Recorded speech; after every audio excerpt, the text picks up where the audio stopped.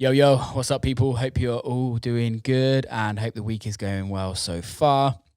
So, on the show today is a mate of mine called VNSSA. VNSSA is currently killing it in America at the moment. Well, obviously not at the moment with coronavirus, but in the last couple of years, she's kind of built up this amazing profile for herself and is doing really well. It's so nice to see. Really good catch up. Hope you enjoy it. Without further ado, VNSSA. Will tricked me and he wants to do a video instead of audio.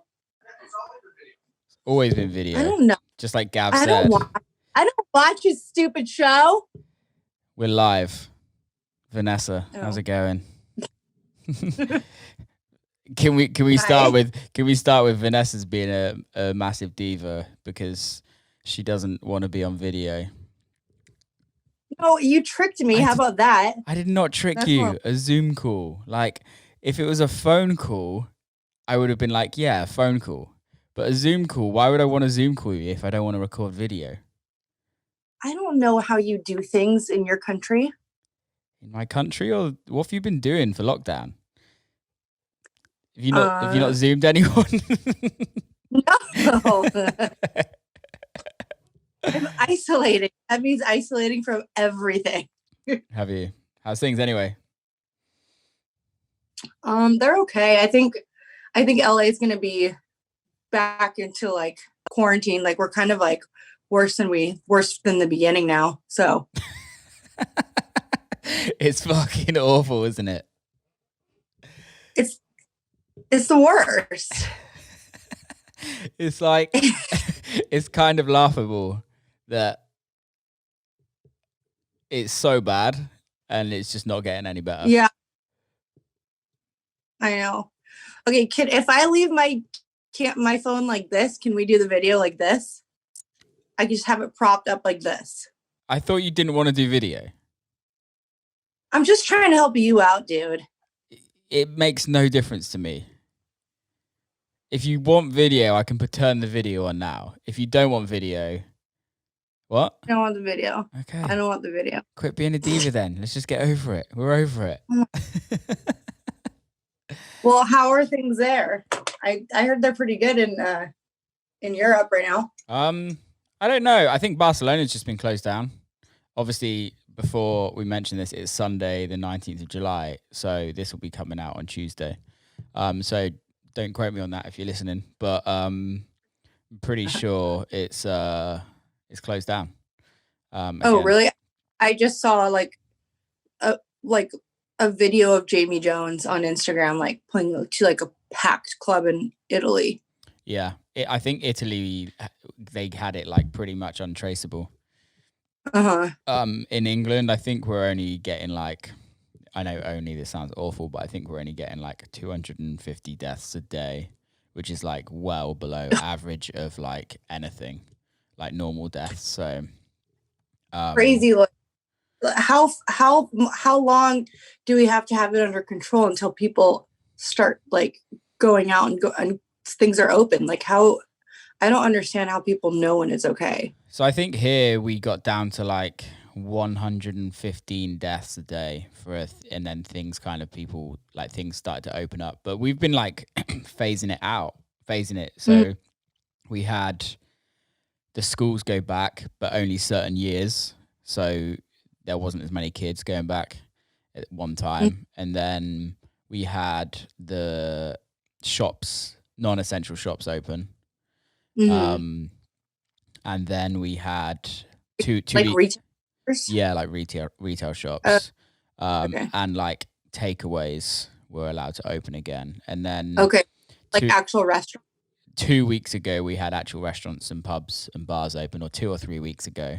Where you can like sit inside and like order food inside and yes, pretty much. But a lot of it's all like distanced. Yeah.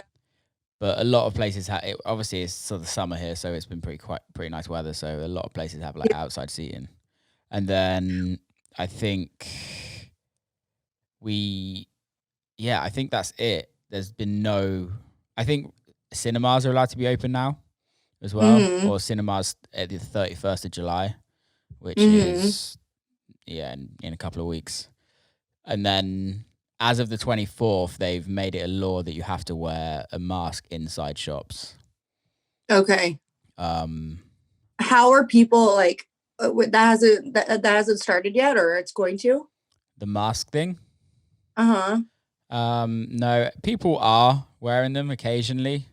Mm-hmm. Just depends, really. Depends where you go. Depends what place you're at, if you know what I mean. If you go to like a little village, like Yeah. some people are wearing them. If you go into the cities are kind of a little bit worse. Not as many people, but on public, you've had to since the whole of coronavirus. I think since it all started, if you were on public transport, you had to wear a mask. Right. How are people like dealing with that? Are they okay wearing masks and stuff? Or is it like there's so many people here in America that are like, you're taking away our First Amendment right by forcing us to wear a mask? It's like, no, dude, like we just want you to keep everyone else safe. Like no, are people fighting it over there? No disrespect to Americans, like we generally just get on with what we're told to a certain extent. Done with it. Like I think the big mess up was, instead of them telling you that it keeps yourself safe, they started with telling everyone that it's keeping everyone else safe, and no one cares about each other here. So they don't care if it keeps each other safe. They don't care about that. It's so fucked. It's so fucked. It's so fucked. I don't understand it. It's like it's kind of just you can't believe what's kind of going on. It's wild. It's crazy. I got kind of mad at I'm in like a text group with two of my mates. One lives in Florida and one lives in New York. And my mate in Florida, she was like at a warehouse rave last night, and I'm like, dude, like what?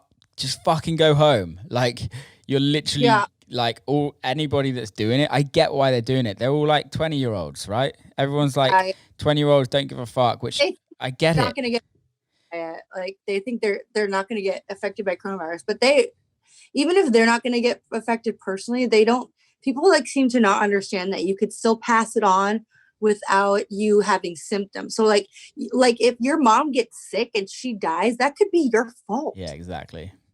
Is it worth it going to a rave? I mean, we all want to go out, but we all want to go out and play shows and go to shows, but just stay in and like help everyone so we can all go out.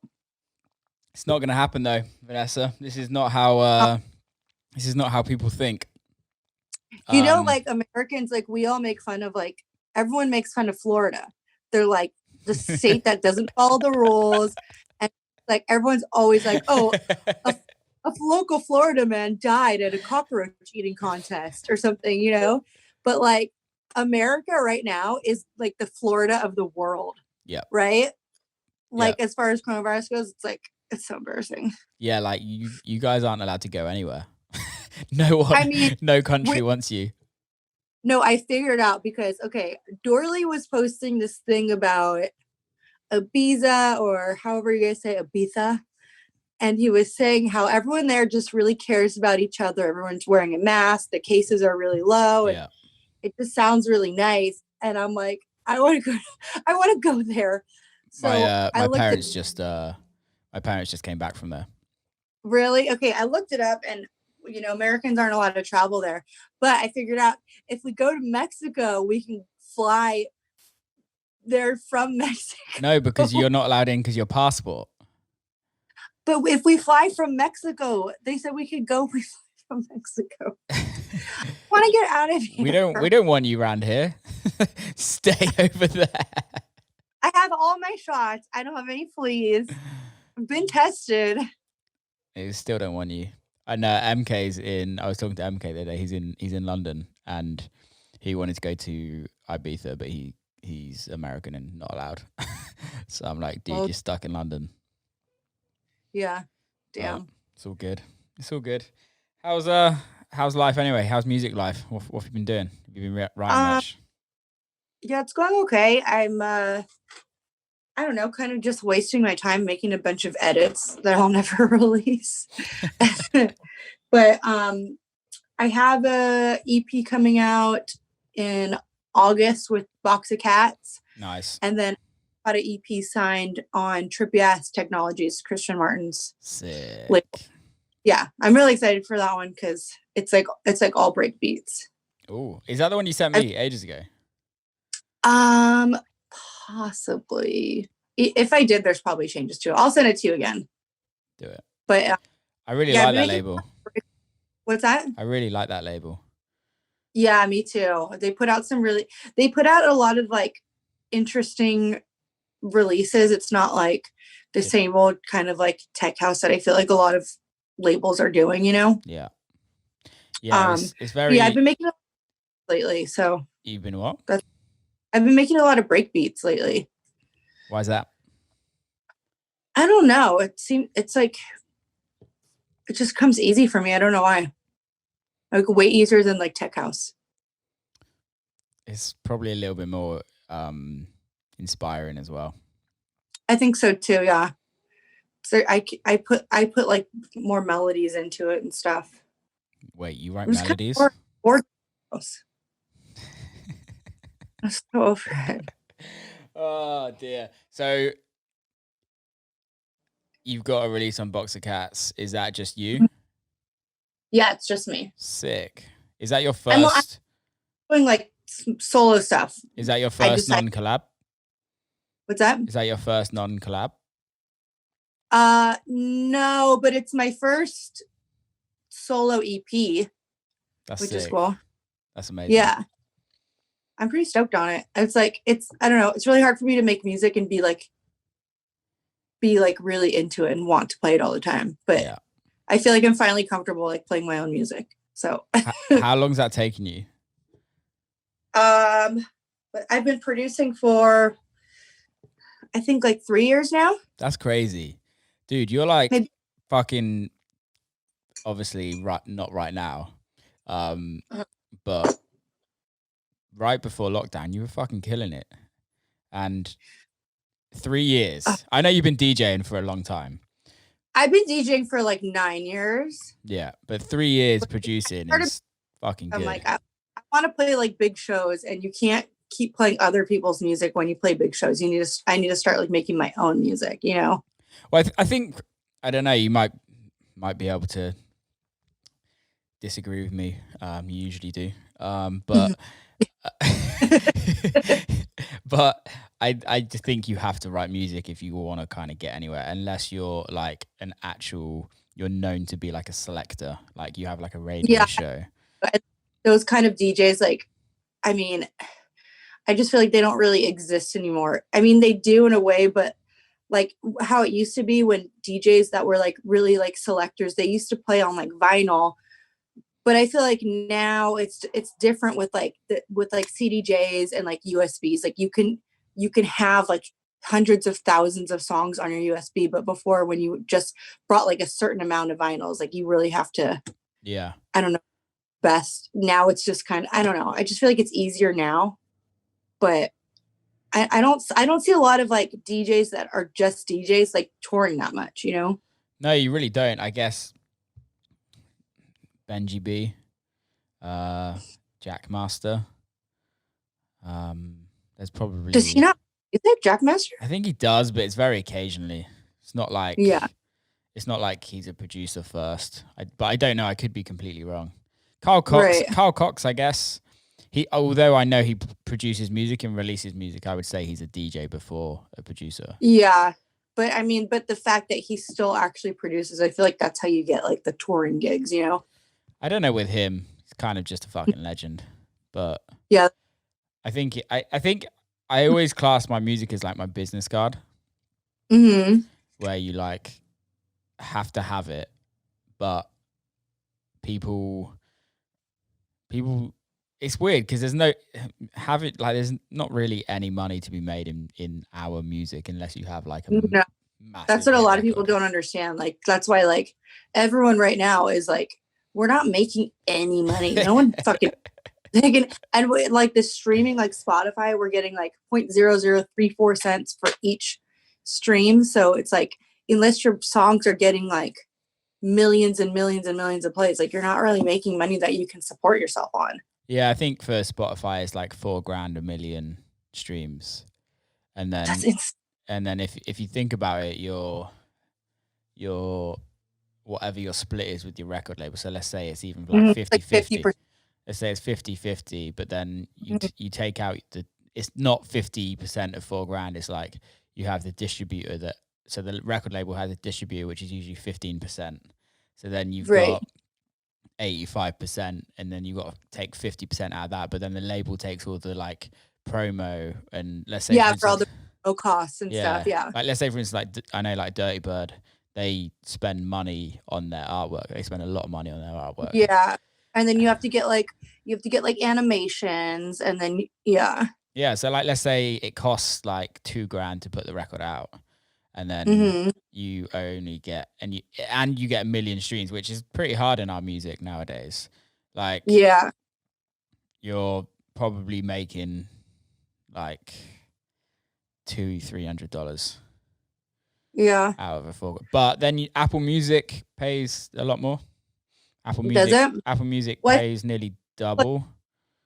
Oh, really? I didn't know that. Well, I mean, that's still not shit, though, you know? It's better than nothing, I guess. What you think about, like, Spotify, like, the people that have, like, unlimited, like, a Spotify Pro account or whatever, where they can listen to whatever they want, whenever they want. Yeah. Like, that's $12 a person, you know? So that person can play your songs as many times as they want. But Spotify is still making $12 on each person per month. Yeah. Which is, like, they're definitely coming out on top, you know? Yeah, definitely. And I think if you think about it, like I know the likes of like Drake, Ed Sheeran, and all the like huge pop, I know that they probably get paid more because well, they're also in the big numbers, like 100 million plays and stuff. So it's like, I think that makes a big difference too, because it's just like it's pop music, but for like underground artists, it's like it's not shit. Yeah, there's a new like streaming service that's coming out that I'm trying to get them on the podcast in whenever we can kind of arrange it. But I don't know what it's actually called, but they're concentrating on long form music. So they're concentrating on, because you know, like on Spotify, everyone does a Spotify edit now, which is pretty much the old radio edit or like the streaming edit. So I think, and I don't know fully, but I think this is like a streaming platform that's like for like techno or like house and techno, like long form, like so you hear everything. Underground music. Yeah, it'd be interesting to see what they would pay per stream. Yeah, and the thing with like Spotify and Apple Music too is like you can't just tell them to fuck off. Like you can't not have your music on those platforms, because if you don't, it's just hard to get the kind of exposure that you want, you know? So you kind of have to just accept the low streaming costs and just deal with it, you know? Yeah. And just try to bank getting some touring dates from it. I honestly think though, like Spotify and Apple Music have actually probably saved our industry to a certain extent. I don't think it's necessarily perfect, but before Spotify and Apple Music and even Amazon Music's big now, I think beforehand you'd earn nothing. Like there was like you would make money on on Beatport. That was the only real, and like iTunes sales. Like there was nothing else. Right. So I which guess, is like that's it's like people that buy songs on Beatport are just other DJs, which is like obviously not everybody. Yeah, and also most people now are on like everyone's promo list. So yeah, that's true. The sales go down and things like that. If people have like bigger like Your Army, Listen Up or something like that, mostly Your Army, they have like everyone on their promo list. So you're kind of giving your record away to a certain extent. Sorry? Yeah. I usually, if I get like the promo for like a song if I play it all the time, or if it's like one of my friends or something, I usually go on Beatport and I still buy it just to try to support as much as possible, you know. Maybe try to get it up in the Beatport charts or something, you know. Yeah. Yeah, the Beatport charts are pretty powerful in Europe. I don't know. Do you think they're powerful in the US? I mean, I think so. Yeah. I mean, I didn't start touring until like Word hit #1. I wasn't really touring. Like I barely traveled at all, you know. Yeah. I played a lot of LA shows, but then like when Word hit #1, that's when I started flying all over the place and like getting like big festival stuff. That's cool. So yeah, I think it makes a really big difference because it's kind of like one of those things like you just on your resume, you know. Was that your first release? No. That was like, it was pretty close to being your first though, right? No, it was like maybe like my 5th release. Oh, okay, I didn't know that. Yeah, I had like I think it was like my 5th release or so. But yeah, I mean, Word has like over 1 million plays on Spotify, and I think I got a check for like $250 one time. Yeah, but it's split between obviously like the Walker and Royce boys. Yeah, we split it and then the label and stuff, but it's just like, I don't know. It's just crazy to think that people still think that like you make so much money on your music. It's like that was the #1 hit and $250, not that much, right? Yeah, it's kind of funny. I laugh about it. I laugh about it on a regular occasion. I mean, I laugh about it too because it's kind of like, I don't know, what do we do? But I don't know. We get to play shows for people that enjoy it, so that makes it worth it. I think, you know, like you can like rip me off here, but as long as I get to like travel and play, I think it's cool. Yeah, I agree. I agree. I think we write music in like it's in a minority, right? It's a very small minority of people that actually listen to the music.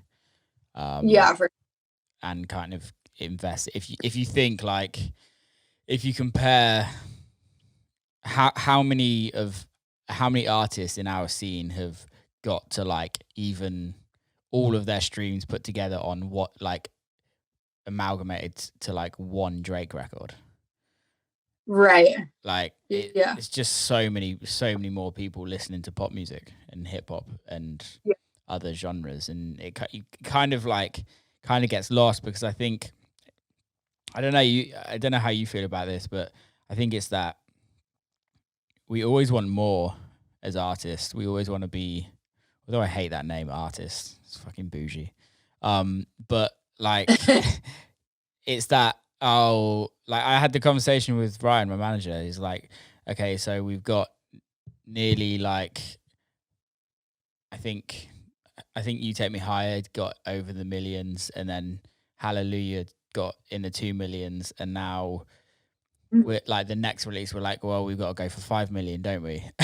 And it's like, it's that constant. But then you're like standards, and it's kind of stressful, right? Say that again. You cracked up. If you do it down. I can't hear you. Say that again. Oh, I said then you're holding yourself to these standards, and it's kind of like a lot of pressure on yourself. Yeah, I think it's good. I think pressure's good, but I think there comes a point when it's like takes what we're doing out of it and why we're doing it. Mm-hmm. But at the end of the day, it is still a business, right? You still have to run it like a business, and I think that I think we can all forget that as well. I was talking to Born Dirty the other night, and I was like, it would be, I'd love to be your BFF? Yeah, my best boyfriend. Love you, dude. Love you, dude, if you're listening. And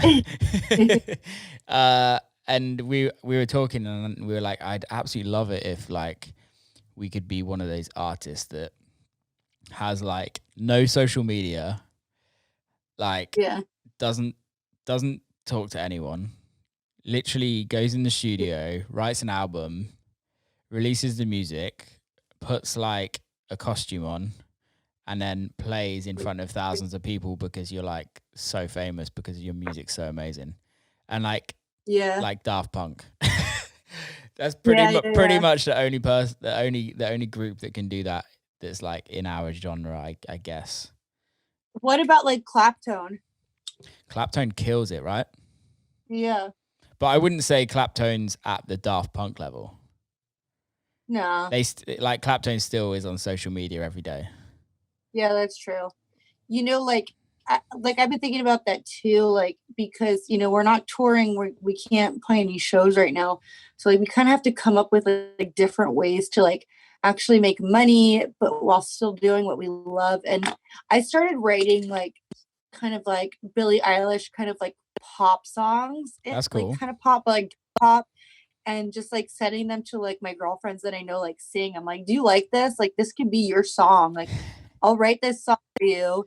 You sing on it. Like, you know, it's just like trying to make music other ways. Like, you know, I know you want to do music for like movies and stuff. And I feel like you could still do that and still tour. Like, you know, like Definitely. Mark Ronson, he makes music for like pop stars and stuff, but then he still goes around like DJs all the time too, you know? I think it's important. I think I've kind of always tried to diversify a little bit, but never really like fully balls deep gone into it. And I think Yeah. like this time has like given me time to diversify, whether that's making music or whether that's writing different music or whether that's writing music for other people or even starting new businesses and things like that. And I think you really hit the nail on the head. Like you used to like have a side job and DJ, Yeah. if you know what I mean, because DJing sometimes wouldn't. Well, I worked full time before I was full time DJing, if you know what I mean. I know you used to Yeah. work and things like that, and I think that's the thing is like, it, you have to be able to build a business out of the music industry, and I think a lot of DJs forget or think that this is gonna last forever. Yeah. And how many people do we know that have had like very big records and then they just kind of fall off? Um, Yeah. and I think it's just a case of just you have to like you have to work out what else to do. And I don't think Mhm. that's a backup plan. I don't like to call it a backup plan because Yeah. it's not you're not like I think a backup plan gives you an excuse to not actually succeed and to not actually like put Right. everything in. I think it's just Because you have to fall back on. yeah, exactly. But I think having something else that it kind of takes you away from all the shit, right? Mhm. Like when I did that advert thing the other day and I was just like this is fun again. This is like I'm not trying to Mhm. write like a fucking club record. This is like Yeah. I'm actually just like sitting down and just trying to create shit that we don't always get to do because I think well I can't speak for everyone but tell me if you agree but it's like when we're touring all the time we're writing music for clubs because that's all we need, Sure. right? Like and I Yeah. think this lockdown I've written a lot more like melodic-y records and I was going that way anyway but it's like a lot more records with like actual songs and trying to write actual Yeah. songs. It's more fun. Yeah. I've done the same thing, and I think it's because like we don't have that pressure to like make a club banger because we're not going to the clubs, we're not playing in the clubs. So it's kind of like I mean, at least I don't know about other artists, but like I've been able to just like expand and like I don't know, like when I say like I'm writing like darker, like kind of pop music for people, I don't feel like it's selling out or anything because I feel like it's still making music that I like. It's just not the same genre, you know.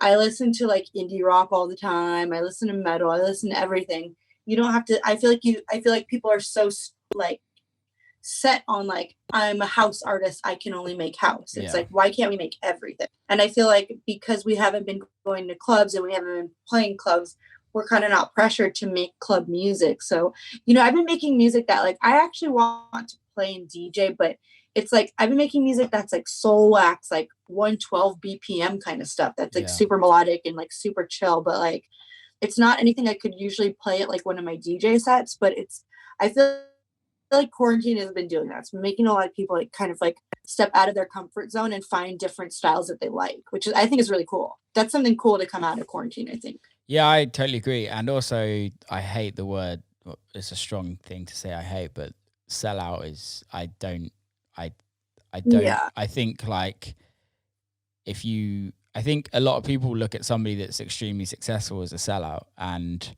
at the Yeah. end of the day it's People like know that. say that again. I think people don't really know the actual meaning. It's like if you're doing something that you fucking hate doing and you don't want to do, but you're doing it only for the money, like that's a sellout. But if you're making stuff that you like and you're happy with the work you're doing, I don't think that's considered selling out. That's not selling out to me. Yeah, you but know? I think there's two things, right? It's we're doing what we're doing because we absolutely love doing it, right? But there's somebody working as a recruitment officer that's earning so much fucking money, but hates what they're doing. Does that mean they're a sellout? Because they're just doing it for the money. Like, if I don't necessarily agree that you can write music or you can become like a huge artist just by becoming this, like writing stuff you absolutely hate. But I know a lot of people that write pop music that they also absolutely like. They're not fully into pop music, but it gives them such they earn so much money from it. That is it selling out, or is it just that they're playing the game? I don't know. Yeah, to sell out, I think you have to kind of just like leave your morals too, in a way, you know. What are you playing with? Yeah. Oh, I got these really cute like little stickers. I'm gonna put them on my glasses. I'm glad you're fully in on this conversation right now, giving me giving me your full attention, but you're doesn't look cute. It's so cute. For anyone listening, Vanessa's showing me a love heart on her glasses. Because she's a diva, she didn't want to do the video. If for a sticker, you would be this one. Is that a little shit? No, it looks like it, but it's a kiwi, but it looks like a piece of poop. I love it. I love it. So, have you actually done anything fun in lockdown? I haven't really caught up with you for a while, apart from like the odd text.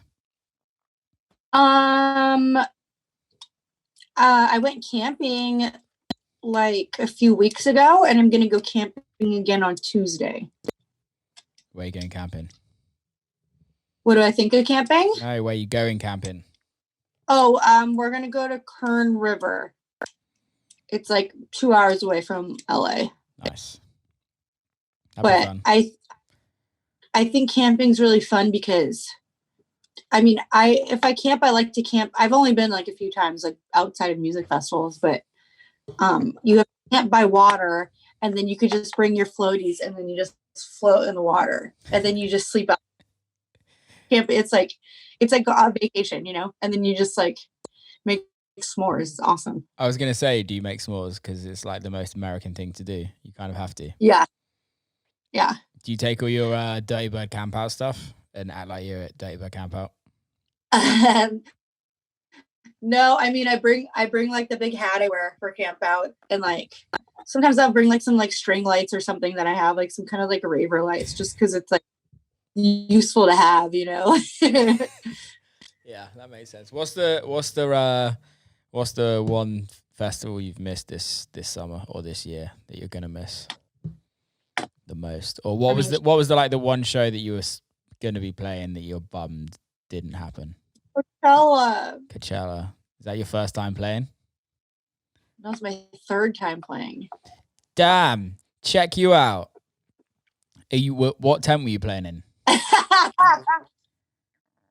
I was gonna play in the Sahara tent. Woo! Is that? But so like the first year I played, I was just playing have you been in the campgrounds? They have a giant silent disco. It's like this giant okay. What'd you say? I didn't even know it was camping until like 2 years ago. Oh yeah, they've had camping for a while, but in the campgrounds there's like, it's called the silent disco, and it's in the dance dome, and it's like this huge dome, and there's DJs play, and then at a certain time it goes silent, but like there's always like a mile long line to get into the silent disco after the festival, because it's like for the campers it's like the only thing to do, you know.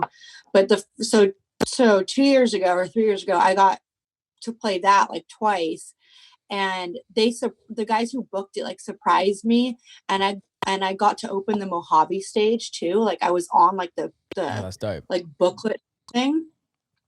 I was like all my friends were texting me. They're like, "You're playing actual Coachella?" I'm like, "No." They're like, "Your name's on the app." I'm like, "Okay." Like, and I didn't believe them. But then I don't know. So I opened the Mojave stage, but you know, there's like 50 people there. How did that happen then? Like, what? When did they tell you? They told me like the week of. Like it was like right when the day by day festival, like the lineups come out, like on there. And That's I was so like, cool. "What the fuck?" They're like surprised. Yeah, it was really cool. That's so cool. But at the same time, I was like, shit. Like, what do I do? But I mean, it was like there wasn't that many people. There was like 50, maybe 100 people, but in a tent that holds like 5,000, it's just like it looks like there's like 3 people. But the dance dome, like the sound disco, was rad. It was like there were so many people there every time I played. Like I remember it was right when Avicii died, and I played Levels just as like a tribute. And there was a guy in a wheelchair, and he was like, they were crowd surfing him like during Levels. Like it was so amazing. And then last year I got to play the Do-Lab stage. It's fun, that, isn't it? Yeah, it was really fun. I played first again as well. So it was like halfway through my set, that's when people started showing up. Yeah. But it was really fun. I love the Do-Lab. Do-Lab's like such good vibes. Yeah, the Do-Lab is fun. Coachella for me. Sorry? That's the first time I met you. Was when you played Do-Lab Coachella. What was it like? It was like 4 years ago? I can't remember. I can't remember. Was I just sat in the ground randomly, or was it you that was sat in the ground randomly? You were walking towards the Do-Lab stage, and I was leaving the Do-Lab stage. I remember that actually. That was ages ago. And was it? I feel like it was it like 3 years ago? 4 years ago? 4 years ago. 4 years ago, maybe. Yeah, I'm not a huge fan of Coachella. I'm a huge fan. Just because I've been going for so long. Yeah, I think that's the thing. It's like it's a very Californian kind of like thing. It's like a big thing.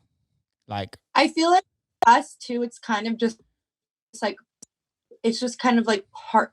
It's been like a lot of us have been going for so long that it's just like so important. It's kind of like part of it now. It's like every year we go to Coachella. It doesn't even matter who's playing. Like we're just gonna go no matter what, you know.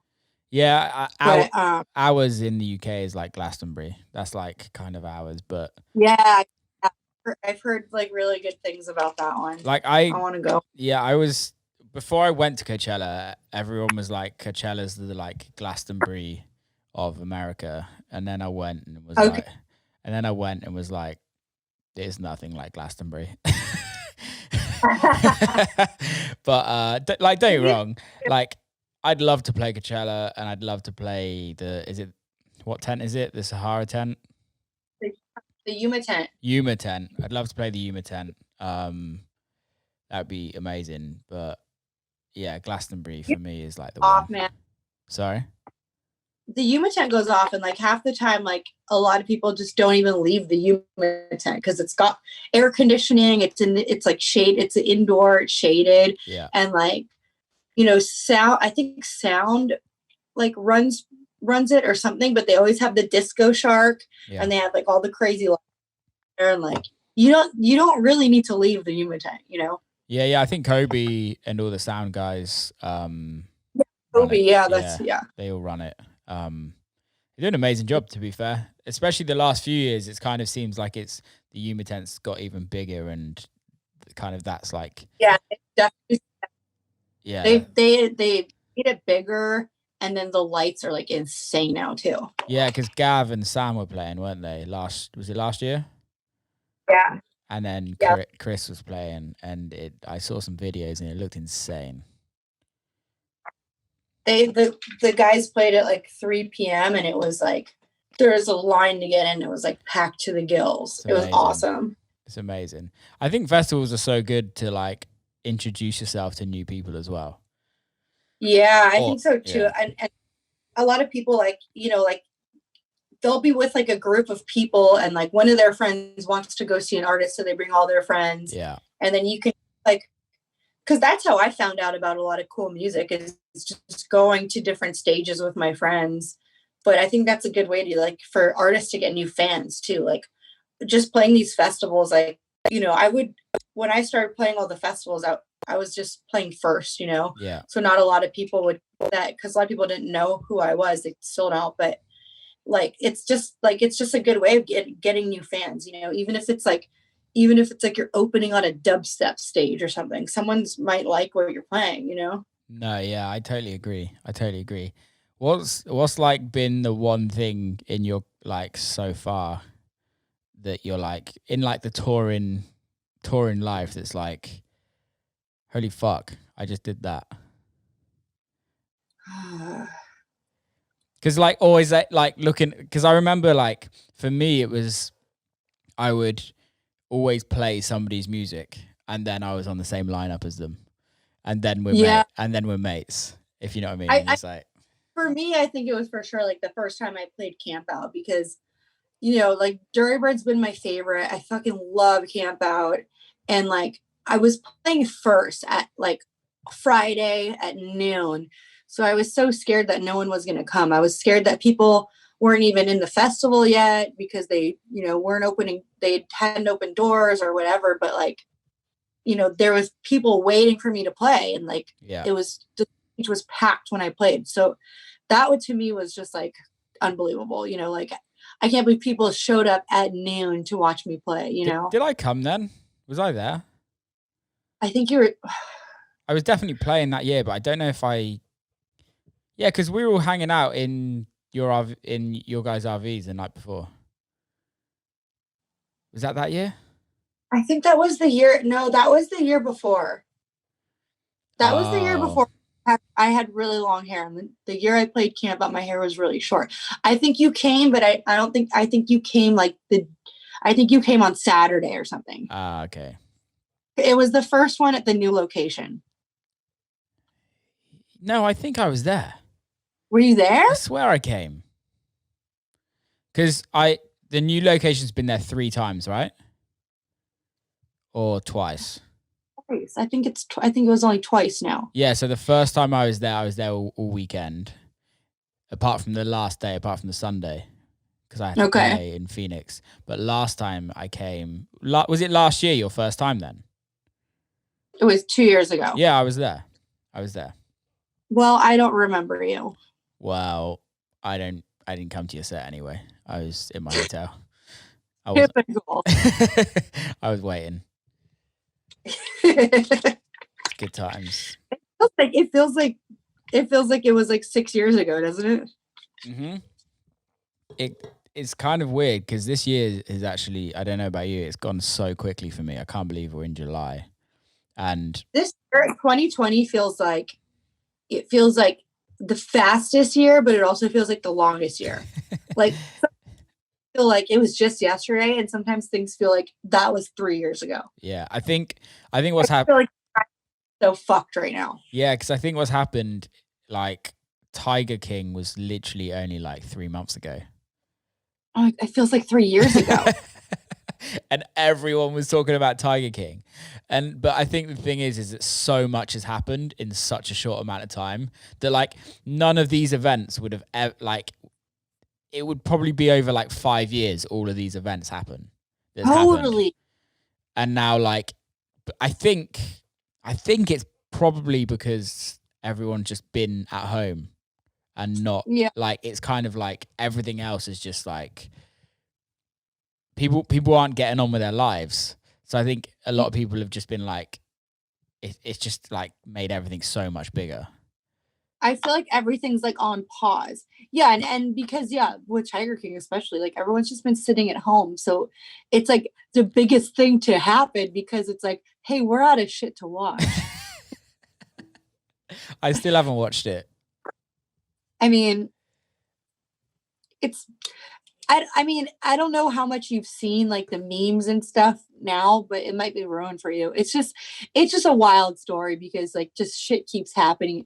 Tiger King, the story of Tiger King is almost similar to the story of 2020, where shit just keeps getting thrown at you and wilder and wilder. Like every episode gets wilder than the one before. It's just like 2020. We don't know.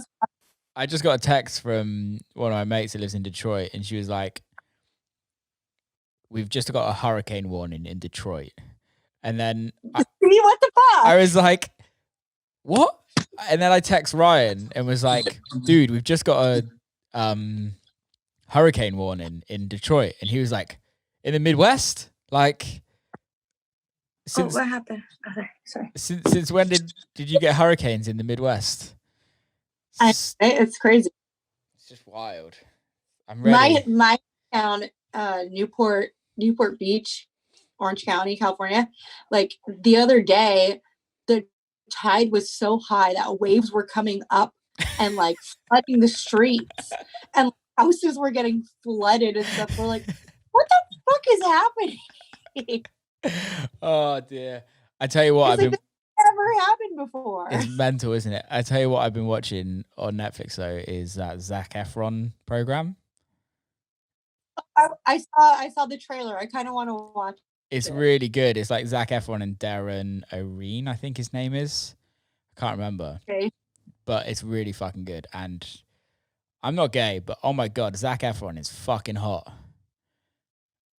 Okay, somebody posted a picture of Zac Efron when he's all like clean cut and he's got like, you know, abs and stuff. And then they posted a picture of him in that show. And they're like, look at his dad bod. And he just has hair on his chest and a beard. He has the same body. He still is ripped with He's like shredded. abs. And they're like, look at Zac Efron and his new dad bod. I'm like, that is not a dad bod. That is just because he has a chest. That's not a dad bod. That is everything wrong with the internet right now. Like, I know. That is everything wrong with the internet. Like even I'd give I'd give it a go on Zac Efron. Let's be honest. Take one for the team. I was at a party with him once. I met him at a party. Oh, you're so LA. I played beer pong with him. Did you? That's amazing. Yeah. This was like 15 years ago. How old were you then? How old was I? Yeah. Like 15. I was like, wait, why are you playing beer pong with Zac Efron at 15? Wait, we shouldn't say that. No, I myself that all the time. How do I get myself in these situations? Anyways, he beat me. He's really good. Well, but I want to watch that show. Kind of like, it seems like it's like kind of like environmentally friendly too. Like you learn new things about what's going on in other parts of the country.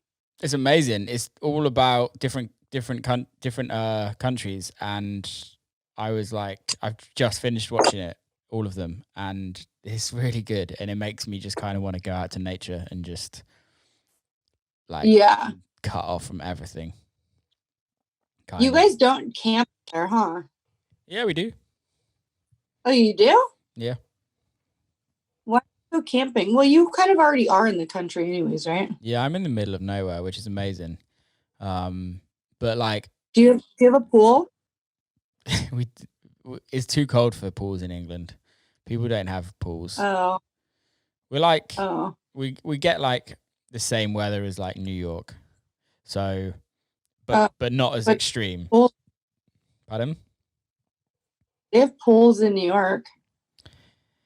We're not as rich as Americans. You know? Sorry? You know how to swim?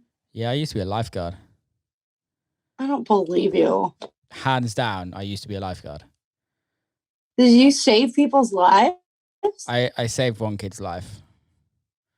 You were in it for the mouth to mouth, weren't you? Not on kids. Oh dear. The thing is, you think it's going to be cool being a lifeguard, and you're literally just a glorified cleaner. And yeah, it's boring. And you just have to look at old ladies, like really old ladies in their swimming costumes, and it's just not. It's not Baywatch. Put it that way. They're swimming costumes. Oh my god, a swimming costume. That's amazing. And like fishing out poos from the from kids. So you're like the janitor of the pool. Pretty much. And the leisure center, because it was in the leisure center, so you have to like you clean everything else. In the what? The legend what? Leisure center. You guys would call it. Leisure center. Yeah. It's good fun though, but I did used to be a lifeguard. So you're really, really good at swimming? You're fast? I'm fast, but I'm not good at long distance. I bet I could beat you. Probably. I'm not claiming I'm amazing, to be fair. I was on the swim team for 4 years. Really? Yeah. When was that? In high school. That was like 15 years ago, though. It was like 30 years ago. Where I live, I drive past my school that I used to go to, and then I'm like, like I hate school, but I'm like, damn, I was only at school like 5 years ago, and then I realized it was like 15 years ago I left school, and then you're like, oh fuck, I'm like, actually, I'm not old, but like I remember when I was at school and I'd look at a 30-year-old and be like, fuck, they're old. Oh yeah. do you guys have like high school reunions there? Fuck no. Yeah, I think they do. I think they do, but I would have to. I take it. I'd have to be paid so much money to go to a high school reunion. I would literally just. No, that's not for me. I like bartending in like my hometown pretty much. So like every day was a high school reunion for me. Like see people I went to high school with all the time, you know. It's kind of the same here where I live. Yeah. Like, a lot of people stay around here, but yeah. School's weird, right? You what? Yeah. I just quit my job last year. It's crazy. That's good. Last June, I quit my job. Do you wish you kept it? I mean, no, because that shit's closed now too. I would still not have a job. True. A bar's not open. Oh no, they're not, are they? No, I mean, I think like actually, I think they are. The bar I was working at is open now, but it's like, you know, like they opened like the back lot into like a patio. Yeah. And it's like, you know, it's like a really small, like it's like the capacity is like really low, and so it's like it's not you're making that much money anyways, you know. Yeah, I tell you what you need to do. You need to get on a plane and go to Florida, and then you'll be able to DJ and work behind a bar, and you'll be good. I've gotten a lot of offers to go DJ. I can't, dude. I cannot. I feel so bad. Like, I don't want to get sick, obviously, but at the same time, how could I possibly go play a show and ask people to come see me and like risk their lives, them getting sick, or like they get their mom sick or something? It's like I can't do that. I agree with you. There's a lot of festivals, or not a lot, but a few festivals popping up in Europe, and a few shows like you said in Italy, and like popping up here and there. And I'm just like, I'm not sure how I feel about them right now. Like, I think it's great that people are working and people are getting out there, but I'm like still a little bit. I'm not worried about getting it, and it's just for me. I just don't want anyone to get sick and pass it on to their family, I guess. Exactly. But like, I don't know what these festivals are trying to accomplish. Like, are they trying to be like the first festival to succeed during COVID? Like, I don't know why why are they doing it for the money? Like, why are they so quick to like book a festival, and then, you know, you're just most likely going to cancel it right away. I honestly think like I don't understand this.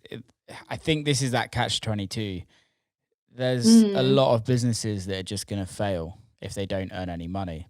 And there's like, I I've got a few we've got a few mutual friends that are probably bigger than us as as an artist and kind of a lot more successful than us, but they have bigger teams and they have to pay. They have to pay for those teams, and I think they're going to be the ones that are probably going to take the shows quicker than us, because not because they don't want to risk it, but purely because they have to pay the bills. If you know what I mean. Right. Yeah, that makes sense. But it's like, I don't know. It is a catch-22, because it's like you either do that and possibly get sick or get other people sick, or, your whole team just goes broke. It's that bigger picture look, I think. And touch wood, I'm like not at that point yet, and I don't have to do things.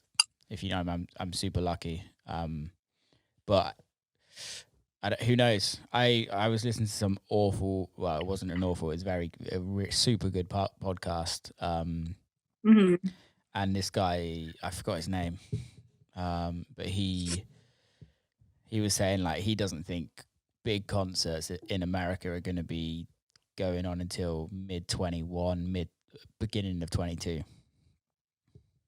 I don't think till like at least like summer of 2021, like a year from now. But I mean, but then I don't know, who's to say, because everything's constantly changing. Like, maybe we'll have a cure tomorrow or a vaccine tomorrow. It's like, you don't fucking. If that, I think that's the thing. I think that's what everyone's relying on, really, at the end of the day. Yeah, I watched this like video. Like, it was like a short documentary on vaccines. And, normally it takes 20 to 30 years to make a vaccine. I didn't know it took that. I thought it took like 3 to 4 years. But I guess it takes 20 to 30 years, and they can start, but like something like this, like what's going on, they can, of course, like the process is sped up. Yeah. And they can try to do it, but they're saying like 10 years. I know there's a lot of people like banking on a vaccine, but it's like, after watching that, I'm like, man, this is a bleak situation we're in. I don't think it'll be 10 years. I think it's probably going to be. I hope not. I think it's probably going to be next year that a vaccine comes out. The thing is with that, I think it's different because it's the whole world working on a vaccine. Yeah. It's not like just America, or, I think it's since everyone's working on it, I think it will come faster, but that's a fucking long ass time. I don't think I'd take it if it's American. Let's be honest. Either. Maybe if it's German. I think I'll take it if it's German. I trust. If it's made in America on it, I don't know. Comes in a little red thing. You get a little red hat with it. Yeah, and then it's like pumped with like corn syrup. Here's the vaccine. It comes with diabetes. Everyone gets fat, and then you get diabetes, and then you have to get medical insurance to like get your insulin. This is fucked. God, I hate it. This is fucked. One of my mates has diabetes, and they got a message from their pharmacy to say that their insurance no longer covers them for their insulin. How fucked is that? I have a friend that has diabetes too, and she like was saying how much the insulin costs. So expensive. It's like upwards of like $1,000 a month. Yeah. And it's like, I wasn't able to make that much when I was younger. Like when I was working and like bartending and stuff, sometimes I wouldn't be able to like pay my rent. Could you imagine not being able to like make enough money to pay for medicine that you need? It's wild. It's fucked here, man. I don't know. Hopefully everything going on, like we're going to be able to like make some changes for the better. The election's coming up, and what do you think is going to happen though? Like, I'm not a politics man, but I think obviously Trump needs to get the fuck out. He's got to go, man. It's been nothing but downhill from here. Like since he started, it's just gotten worse and worse and worse. And now it's like to the point where it's just like to the point right now where it's like, this is kind of ridiculous. Like it almost doesn't even seem real. Yeah, I think that's the thing that I struggle with the most, is that I'm not I'm not really political, and America's not my country, so it's hard for me to comment. Right? I don't think it's right. Yeah. It's right for me to comment because at the end of the day, it only affects me like financially. But Right. it's just ridiculous now. It's like to the point. It's crazy. He does things that are straight up against the law, and like no one stops him. It's just like, how do we arrest the president? Like, you know, like I don't like. It's like he's the worst person in the world. I think he's the Antichrist. I think if you look at it from a mutual like ground, and it just goes to show the polar opposites of what America is.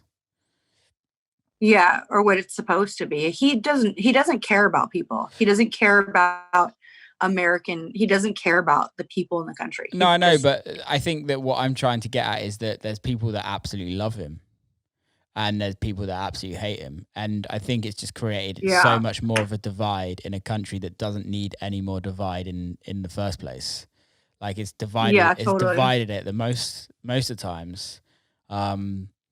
It's just wild. I think I don't know if you've kind of noticed this, especially in the last 6 months. But from the day that he got in, I was living in New York. I was living in New York. I remember it like to the day. Like it was like somebody. It's like somebody. I walked down the street and it's like everybody had like a family member die. Everyone was just like, yeah, I remember that. Depressed. I remember it was just like, I cried.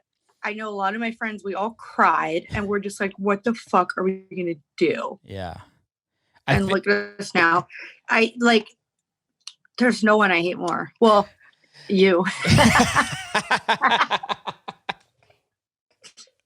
It goes Will Clarke and Donald Trump. I'm kind of proud of that. Fuck yeah, I beat Donald Trump. I think the thing that I've noticed the most, like being non-American, and it's happening in the UK more, is everything is all being made political, and it never used to be like this. And like the thing that really annoys me the most is the amount of time people invest in politics in their lives. Like you could have, it happened in the UK in politics in our last elections, and like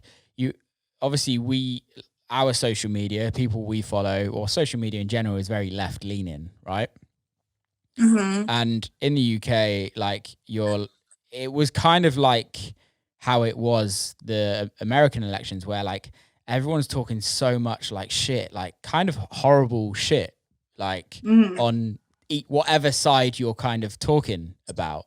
And it was mostly the left that was like talking so much shit on the right. And the right weren't really saying that much shit about the left. They just kind of rolled with it, if you know what I mean. It wasn't as polar opposites as it is in America. And I think our political systems are a lot more central on both parties. Yeah. Or all of our parties, to be fair. We have more than two. But I think the thing that's really like weird is just how much people talk about politics when politics do fucking nothing for anyone. Well, I mean, I wouldn't say that. I mean, like, look who's in charge right now, and look where our country is. It wasn't like this when Obama was in the office. So like, I hear what you're saying. And, and this is I'm not, don't get me wrong, I don't support Trump at all. But I guess what I'm saying is that it's just been more, it's worldwide. It's not, it's in the UK. It's even in the UK. More people were just like worrying about politics on social media, when it's like, I think we can make a change in our communities. We can't make it. Yes, we can make a change in the voting, in the polling stations, but realistically, we can only make a real change in our community. And I think what happens is everyone expects Washington or London to kind of make the change, but That's not going to make the change. They don't give a fuck about anyone else. Politics don't give a fuck about people. Simple. Like even in Obama, even with Obama, like I think there was more. He killed like as many people as it in like Iraq and Syria than more than any American president in ever. Well, if that's the case, if you think that things can only be changed on like a smaller level, I think that's why it's still important for people to go and vote, because you still vote for your, you know, like your city and like your, like you can still vote like for all the smaller, like it's not just voting for the president, it's voting for like the senator and like people in office in your city. Like I just feel like we do need to keep voting, and like even just the smaller positions like help too. You know, if you want to start by helping your community, that's what you can do. But I mean, I definitely think that our political system is completely and totally flawed. Yeah. But the only way that we change that is by right now just kind of playing by their rules and voting and taking all the measures until like we can have someone in office that is actually on our side and agrees that it's wrong, and then we can start making changes that way. Yeah. But we have to like, we can't just like, I don't think we can overthrow the government. I just don't think it's possible. But if we just keep voting and like and getting these people out of office little by little, we can change the system. Yeah, I don't think anyone should ever try and overthrow the government to a certain. It's in the Western world, because it's just gonna be a mess. It'll be pure. You know, dude, when coronavirus hit, I thought it was gonna be like the zombie apocalypse. I thought there's gonna be people like running around in the streets, like breaking into houses and stuff. Like I didn't know what was gonna happen. I was so scared. I think like the first week in coronavirus had like the biggest amount of gun sales in America like ever. I bet we thought about it too. We're like, wait, should we get a gun? Like, because we just thought people were gonna just start breaking windows and breaking into our house and stuff, because it was like everyone was so scared, you know. Do you know how to use a gun? I would pay to see you shoot a gun. I've never shot. What does it do? What does it do?